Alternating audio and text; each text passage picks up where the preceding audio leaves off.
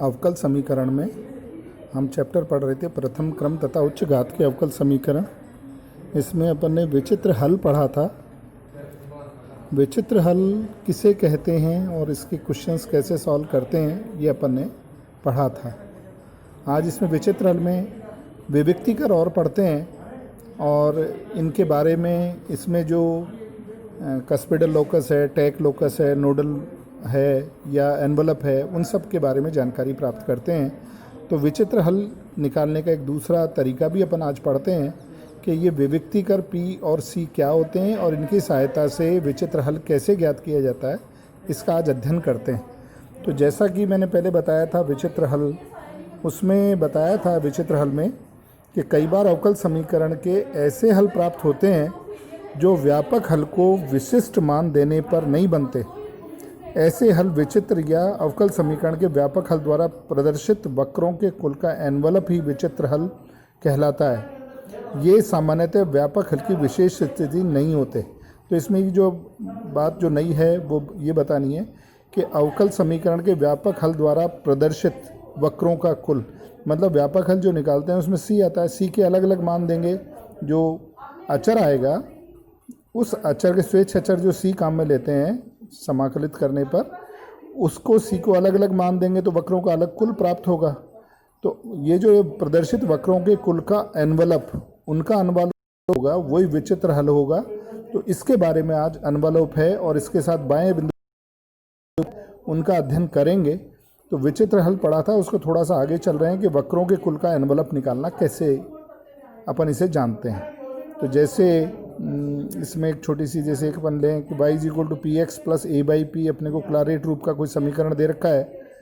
तो इसका हल अगर अपन निकालें तो अपन ने जैसे पहले निकाल के देखा था y² = 4ax था।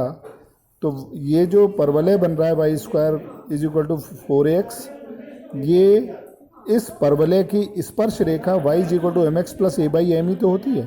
तो ये y = px + a/p में अगर p को अपन m लिख दें तो ये हो गया y = mx + a/m। तो y² = 4ax परवलय की स्पर्श रेखाओं का जो कुल है वो एनवलप कहलाता है और उसका मान y = mx + a/m है। अतः यह विचित्र जो हल अपन ने निकाला y² = 4ax, ये विचित्र हल कहलाएगा। तो ये अपने को कैसे निकालते हैं, इसको कैलकुलेट करना कैसे होगा ये देखते हैं। तो सबसे पहले तो इसमें सीखते हैं विविक्तिकर क्या होता है।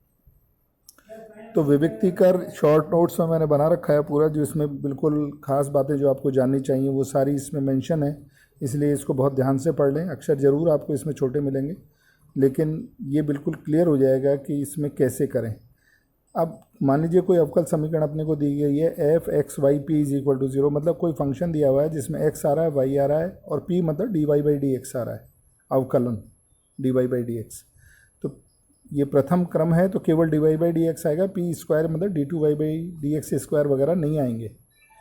तो घात उच्च हो सकती है, p² p³ कुछ भी हो सकता है, केवल आएगा dy/dx। तो ये एक अवकल समीकरण दी गई है और इसको हल करके अपन ने इसका व्यापक हल निकाला। वो आया phi x y c = 0, x y का कोई मान और स्वेच्छ अचर c इसमें आ रहा है, तो c स्वेच्छ अचर है।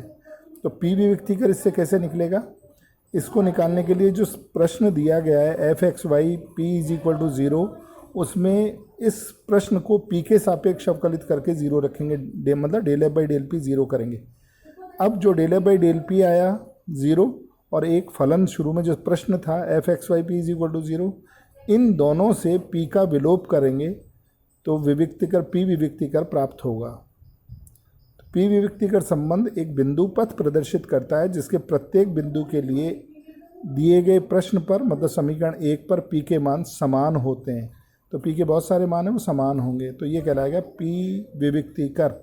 और p विविक्तिकर का मान होता है ET²C।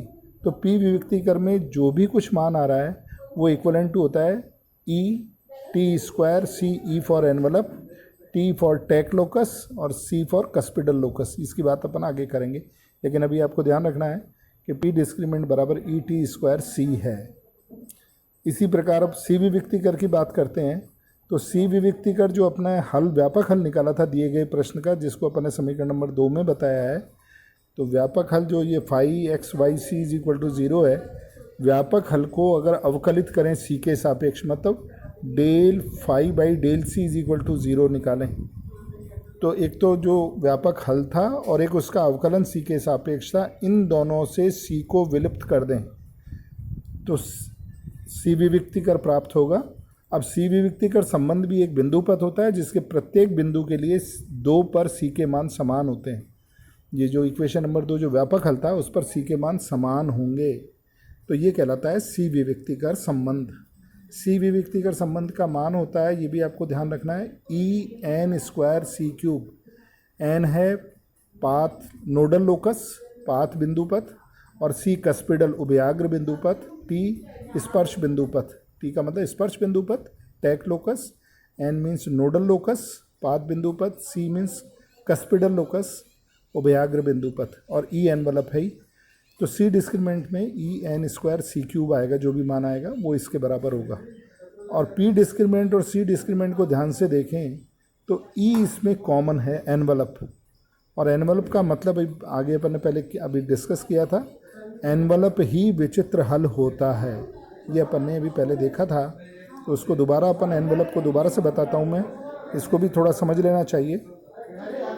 अवकल समीकरण अपने को दे रखी है f x y p is equal to 0, इसको हल किया तो हल आया phi x y c is equal to 0, स्वेच्छाचर आ गया इसमें। अब इस व्यापक हल में सी को भिन्न भिन्न मान देने पर निकाय से प्राप्त वक्रों के प्रतिच्छेद बिंदु का बिंदुपथ ही एनवलप होता है। तो सी को अलग अलग मान देंगे तो निकाय प्राप्त होंगे, वक्रों का कुल प्राप्त होगा। तो वक्रों प्रतिच्छेद बिंदु का जो बिंदुपथ आएगा वो एनवलप होता है, सारे प्रतिच्छेद बिंदु का बिंदुपथ, जिसे f x y p is equal to 0 से और del f by del p बराबर 0 दोनों से विलुप्त कर प्राप्त कर लेते हैं। ई दोनों से करके पी विविक्तिकर प्राप्त हुआ, पी विविक्तिकर में ई होता है तो उससे प्राप्त कर लेते हैं। यह एनवलप सी डिस्क्रिमिनेंट में भी विद्यमान रहता है, जैसे मैंने बताया था ना, पी डिस्क्रिमिनेंट आपको याद रखना है ई टी स्क्वायर सी होता है, ई सी डिस्क्रिमिनेंट होता है ई एन स्क्वायर सी क्यूब, तो ये दोनों इसमें शामिल रहते हैं। तो पी डिस्क्रिमिनेंट और सी डिस्क्रिमिनेंट में एनवलप आता है, वही विचित्र हल कहलाएगा। एक क्वेश्चन के माध्यम से इसे देखते हैं। मान लीजिए y बराबर p x plus a by p दे रखा है अपने को, तो अपन इसको हल करते हैं इस समीकरण को। इस समीकरण को हल करने के लिए अपन y के सापेक्ष साधनीय समीकरण मानते हुए इसे x के सापेक्ष अवकलित करते हैं। तो y चूँकि वाम पक्ष में है, बाकी सारा दाहिने पक्ष में मान है, तो dy बाई डी एक्स निकालें जो p होगा। तो पहला फलन p, दूसरे का अवकलन 1 प्लस दूसरा फलन x, p का अवकलन D p by d x. इसी प्रकार आगे करें तो a बाई पी, a तो अचर है तो -1/p square d p by d x आ गया। इसमें से x minus a p square अलग बच रहा है, ब्रैकेट में d p by d x common आ रहा है बराबर 0। अब पहला खंड अपन हमेशा छोड़ देते थे क्योंकि इससे विचित्र हल आता था, और दूसरे खंड से अपन व्यापक हल निकालते थे। तो पहला खंड लें x is equal to x minus a upon p square is equal to 0, तो इससे लेने पर विचित्र हल आएगा जैसा अपन ने पढ़ा था, और इससे p का मान निकाला तो under root a by x आ गया। इससे लेके विचित्र हल निकाल रहे हैं अपन, तो p का मान निकाला under root a by x आ गया। अब ये दिए गए प्रश्न में रख दें नंबर 1 में, तो y is equal to under root a x 2 root a x हो गया, तो y square is equal to 4x आ गया। तो ये विचित्र हल है जो व्यापक हल से अचरों को विशेष मान देकर नहीं बनाया जा सकता, तो ये अपन जानते हैं कि विचित्र हल है।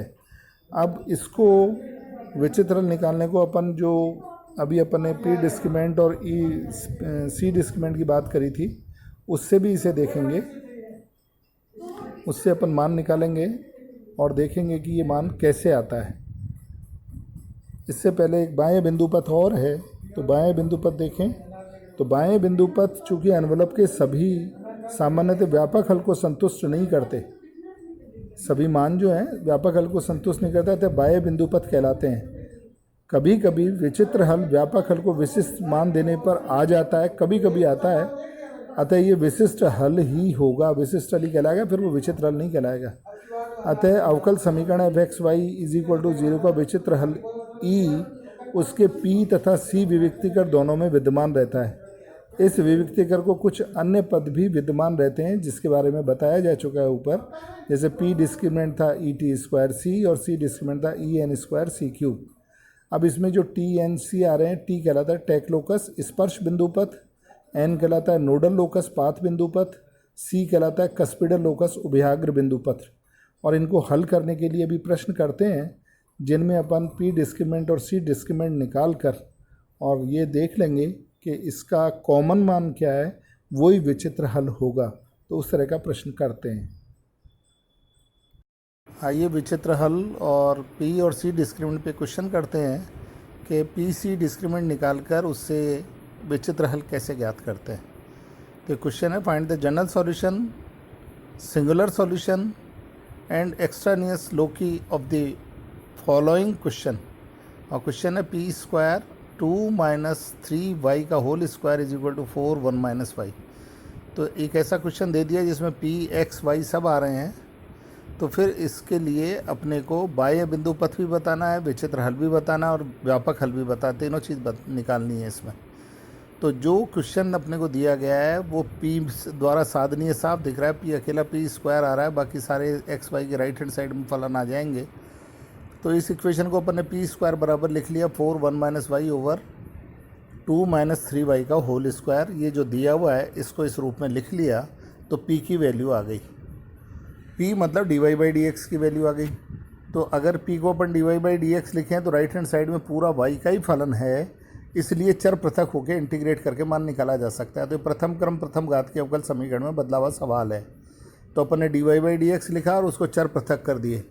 तो dy बाई डी एक्स का मान में dy तो इसके साथ ये आ गया और dx इसके बराबर है। इसको अपन ने दोबारा लिखा तो 2 को लिख दिया 3 माइनस 1 और 3y एज इट इज़, और नीचे अंडर रूट 1 माइनस वाई है ही 2 के साथ, तो वो लिख दिया। इसको ठीक करके लिखा तो dx बराबर आ गया ऊपर 3, इन 2 में से जो 3 माइनस 3y है इसमें से 3 कॉमन आ गया तो 1 माइनस वाई। तो नीचे वाले अंडर रूट 1 माइनस वाई से कट के ऊपर अंडर रूट 1 माइनस वाई बच गया और ये 1 upon under root 1 minus y है ही। अब इसको इंटीग्रेट कर दें, चर पृथक हैं तो इंटीग्रेट कर दें। तो ये आ गया x plus c is equal to 3/2 है और इसकी पावर 1 माइनस वाई की पावर 1/2 थी, तो ये 1 माइनस वाई की पावर 3/2 आएगी विद माइनस साइन। तो 3/2 से 3/2 कैंसिल हो गया, माइनस बच गया। और ये 1 माइनस वाई की पावर माइनस 1/2 है, तो माइनस 1/2 से अपन ने उसको अवकलित कर दिया तो पावर 1/2 हो गई। तो कुल मिला के आया x plus c is equal to y under the root 1 minus y. दोनों तरफ वर्क कर दिया तो वर्क करने पर x प्लस सी का होल स्क्वायर बराबर वाई स्क्वायर 1 माइनस वाई। तो यही व्यापक हल है। तो जो जनरल सॉल्यूशन पूछा था x और y में ऐसा संबंध जिनमें से p हट जाए वो जनरल सॉल्यूशन कहलाता है, जनरल सॉल्यूशन आ गया। अब अपन p विविक्तिकर और c विविक्तिकर निकाल कर उससे अपन एनवलप देखेंगे क्या है, वही विचित्र हल होगा। तो देखते हैं c विविक्तिकर निकालने के लिए, क्योंकि अपन ने व्यापक हल निकाल लिया तो व्यापक हल को निम्न प्रकार लिख दें। x प्लस सी का होल स्क्वायर खोल दें तो c square plus 2cx plus x square, और ये इधर लेफ्ट हैंड साइड में लिया है तो वाई स्क्वायर 1 माइनस वाई आ गया with minus sign is equal to 0। तो ये जो व्यापक हल है वो इस रूप में लिखा हुआ है। इसका अवकलन अगर सी के सापेक्ष कर दें और उनमें से दोनों से सी हटा दें व्यापक हल में से और जो इसके अवकलन करी उसके समीकरण से, तो सी हटाने के बाद जो बनेगा वो कहलाएगा सी विविक्तिकर। तो अपन ने सी के सापेक्ष अवकलित करें समीकरण नंबर 3 को एक्स वाई को अचर मानकर, तो ये तो टू सी हो गया और ये 2x हो गया बराबर 0। एक्स वाई को अचर मान के किया तो सी बराबर माइनस एक्स आ गया। तो सी बराबर माइनस एक्स जो आया है अवकलित करने पर उसको 3 में रख दें तो ये हो गया माइनस एक्स का whole square minus 2 minus x into x, फिर x square minus y square 1 minus y पड़ा हुआ है ये बराबर 0। इसको थोड़ा सा सॉल्व कर लिया तो ये minus x square plus x square बाहर पढ़ाइए क्योंकि माइनस एक्स स्क्वायर है और ये प्लस 2x स्क्वायर है, तो ये माइनस का एक्स स्क्वायर बच गया और प्लस का एक्स स्क्वायर पड़ा है तो ये कैंसिल होकर 0 हो जाएगा। तो ये दोनों कैंसिल हो जाएंगे तो ये आ गया minus y square 1 minus y is equal to 0। तो वो कैंसिल होने के बाद बचा y square 1 minus y is equal to 0, इसको नंबर 4 दे दी। तो ये सी विविक्तिकर अपने को प्राप्त हो गया, c discriminant y square 1 minus y is equal to 0। और इसी तरह से पी विविक्तिकर निकालेंगे। जो अपने को क्वेश्चन दे रखा है उस क्वेश्चन को ठीक तरह से लिख के पी के सापेक्ष अवकलित करेंगे। तो पी के सापेक्ष समीकरण नंबर 1 को पी के सापेक्ष अवकलित कर दिया तो इससे आ गया p बराबर 0। 2p 2 माइनस 3y का होल स्क्वायर बराबर 0। ये x और y अचर मान के अपन ने अवकलित किया है तो p बराबर 0 आ गया। अब p बराबर 0 समीकरण 1 में रख दिया तो समीकरण 1 में रखते ही 1 माइनस वाई बराबर 0 आ गया। तो ये कहलाएगा p विविक्तिकर। p विविक्तिकर और c विविक्तिकर में जो कॉमन है वो कहलाता है एनवलप, विचित्र हल या अनवालोप। समीकरण 4 और 5 में से जो अपन ने p विविक्तिकर और c विविक्तिकर निकालना है उसमें 1 माइनस वाई बराबर 0 कॉमन है, दोनों में विद्यमान है, अतः ये विचित्र हल होगा क्योंकि अनवालोप है। इसी प्रकार c विविक्तिकर में y बराबर 0 2 बार आया है तो ये नोडल पथ है, नोड या पाथ बिंदु पथ कह दो, इसे नोड पथ कह दो, नोडल लोकस है। और बाकी आ नहीं रहे इसलिए कस्पिडल और टैक लोकस इसमें नहीं है। तो वो जो अपन ने पहले पढ़ा था c का मान ई टी स्क्वायर सी होता है और पी विविक्तिकर का मान जो अपन ने पढ़ा था और सी विविक्तिकर का जो पढ़ा था उसमें एनवलप कॉमन है। और जो सी विविक्तिकर था उसमें 2 घात के साथ आ रहा था और नोडल लोकस था, तो वो इसमें आ रहा है। ये इसमें करना था। अब इस तरह के क्वेश्चंस मैंने बना दिए हैं, इन क्वेश्चंस को आप सॉल्व करके देखें और इसमें वो सारी बातें निकालनी है। एक तो जनरल सॉल्यूशन निकालना है, पी विविक्तिकर निकालना है, सी विविक्तिकर निकालना है, विचित्र हल भी ज्ञात करना है। तो इन तीनों क्वेश्चंस में आप करके देखें तो आसानी से विधि और अच्छी तरह से समझ में आ जाएगी।